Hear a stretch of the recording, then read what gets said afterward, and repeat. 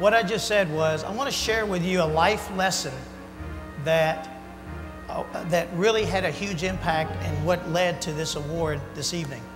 Also, I want to tell you that the place of my biggest challenge is always the source of my greatest strength.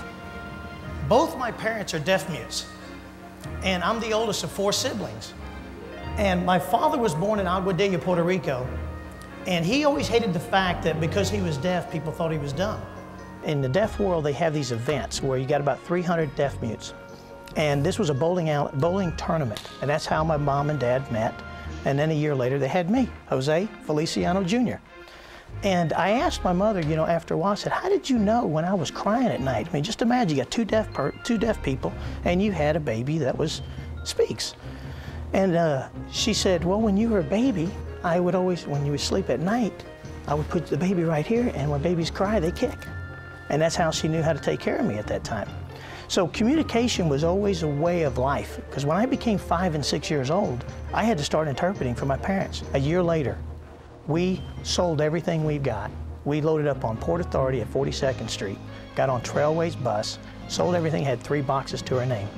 I've got Jeff at 5 years old, my sister is 3, my brother was 12 at the time, I was 14, and my mom and dad, we load up on Trailways bus and we go to Jacksonville, Texas.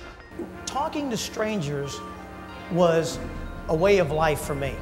And as I was in Washington, D.C., there was and we have to watch what we say to our kids, because this one guy on the radio said, you know, I've dropped off my 9-year-old daughter, and I told her, I said, if I'm not around, I don't want you to talk to any strangers. And she said, Dad, if I don't talk to strangers, how am I going to ever meet new people? When I became 11 or 12 was the first time in my life I got embarrassed to my parents. I'm at a parent-teacher conference, and we've got Miss Horn sitting up front, and I've got Bobby over here with his mom and dad. I've got Joe over here with his mom and dad, and Becky over here with her mom and dad, and I've got my mom and my dad, and it's me. I'm 11, 12 years old. And the teacher's sitting there going over the agenda, going over the expectations, going over the things that are laid out for the year and what parents need to do. You know, one of those parent-teacher conferences. My dad goes, Dad, I'll tell you, here I am trying to be cool, didn't want to get the attention, okay? Dad goes, tell me, Dad, I'll tell you here in just a little bit. I'll tell you after we leave. Dad, I'll tell you just right. He goes, and Miss Horn up front goes, Jose, would you mind sharing with me what your mom and dad are saying? Now I got the whole class looking at me. And I'm going, Miss Horn, my dad said he wants to know what you're saying, and he also said, stop worrying about what everybody else thinks, just be. I don't know what that means. 15 years old, I got to meet people pretty quick. I got lettered in baseball, lettered in football, got on a baseball team, got on a football team. Got to meet people real fast. And then there was another event. There was a group of about 300 people. We was at the high school cafeteria. We were all, the coaches up there up front. And Dad could tell I was a little embarrassed and trying to tone down. And as he's going over the agenda, same thing happened. And he goes, Dad, I'll tell you in just a minute. Dad, I'll tell you. There it is again. Stop worrying about what everybody else is thinking, just be. Stop worrying about what everybody else is thinking, just be. Graduation day. You remember the time where you grabbed my hat, I threw it up in the air. As soon as the hat hit the ground, I went, what the hell am I going to do now? And so a week later after that, I go to this place. Murphy, you remember the lighted dance floors, those discotheques, you know, the Staying Alive and, you know, all that? Y'all remember that? And so I'm going over there, and I'm at this club, and we got 4 or 5 of us guys, and I look over, and there's a whole group of ladies, good-looking ladies over here, and I said, who are they? Well, those are the Apache Bells of Tyler Junior College. Well, hell, I'm going to Tyler Junior College. And so that's my first goal. If somebody didn't know somebody, I always wanted to get everybody involved as a group, because I love having a good time. And I got that gift from my dad, and what I noticed 6 months later, this guy says, you ever thought about running for president of fraternity? I said, president of fraternity? I said, no way, Jose, that ain't happening. I ended up running for the fraternity.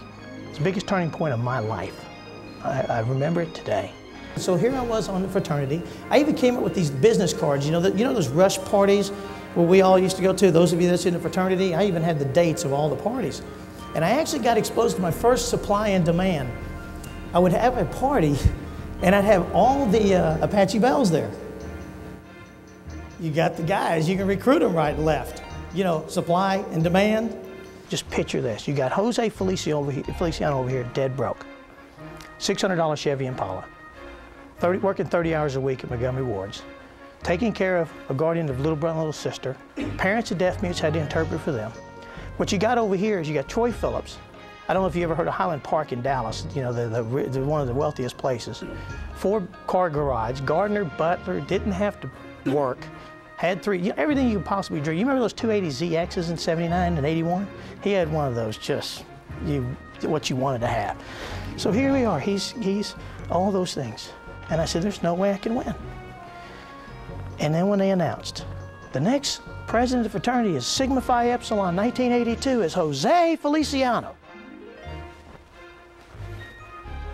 I couldn't believe it. My heart, I was so happy.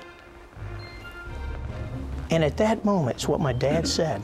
It just hit me like a brick. Stop worrying about what everybody else thinks, just be. I won because I was being Jose. And what I had was love, family, friendships. And I didn't realize that at the time. Just be is the lesson. At that moment, in that point in time, it turns out that the parents who I was embarrassed about, that because they were different, because they were deaf, turned out to be the parents that taught me the biggest life lesson of all. It's just be. It's just be. Just be is the lesson. It's the most important lesson in my life is just be. Just be the best you can be. My mom and dad are still living today. I love them dearly. And to watch deaf parents face the world like they do, and they don't even think twice, is the most unbelievable thing. I have more respect for them than anything in the world.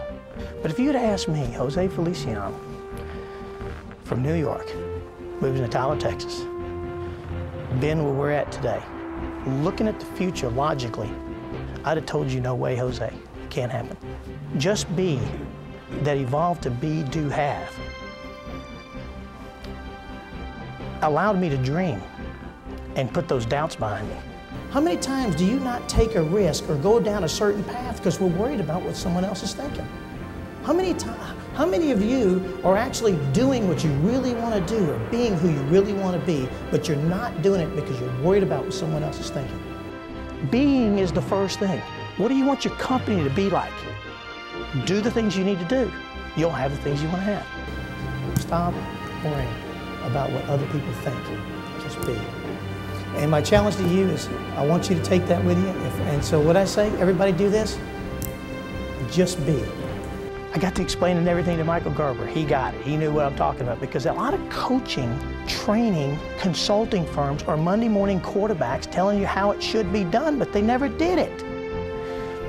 What we're going to be doing is building the world of tomorrow today by forming a company called the 2 Hour House. By teaching people how to work from the back to the front. Begin with the end in mind and work it backwards. Each one of you got an impossible. Every one of you, whether it's doubling your production, whether it's $1 million, $300,000, whatever the impossible is in your life. Whether it's your life or your business life, it's your impossible. We're going to teach people how to work from the back to the front. What we'll end up doing is creating more and breaking rules and breaking records all the time. That's what it's about. Breaking rules, breaking records all the time. That will be the new American standard, is building impossibles.